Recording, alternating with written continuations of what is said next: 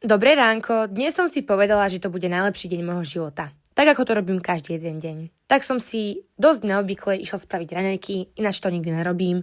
Dnes som si ich urobila, lenže vesmír sa mi to snažil nejako vyvrátiť, asi že neviem variť. Nevadí, vajce som dvihla naspäť na chleba a pokračovala a vychutnávala som si svoje raňajkočky. Potom som sa presunula ešte na rýchlu kavičku do Nojeru a letela som do Trnavy, pretože bol posledný deň vianočných trhov s našim futrekom a ja som bola šťastná a myslela som si, že najhoršie mám za sebou, keď to celé spakujem, že už budem mať pokoj.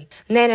Najhoršie ma čakalo, keď som prišla domov a otvorila som bránu a čakala ma tam nálož, jak blázon. Skoro som sa zbláznila. Takže som asi 2,5 hodiny drhla tieto hranty, zaschnuté krémy a mala som totálne nervy a katastrofa. Potom som ešte 450 000 krát vyšla schody, zaniesla všetky veci do skladu a poroznášala veci do garáže. Ešte som si znovu spravila zastavočku v Nore, kde mi Eriček venoval takúto chutnú vianočnú krabičku, ktorú som prosím pekne stihla asi polovicu spucovať už v aute. A ešte som tam aj stretla takéto moje milé fanúšičky, ktoré mi dali Taste Test Sherry Lady naživo. A ty ma nezabudni sledovať a keď ma stretneš, tak možno od mňa dostaneš taktiež čokošku.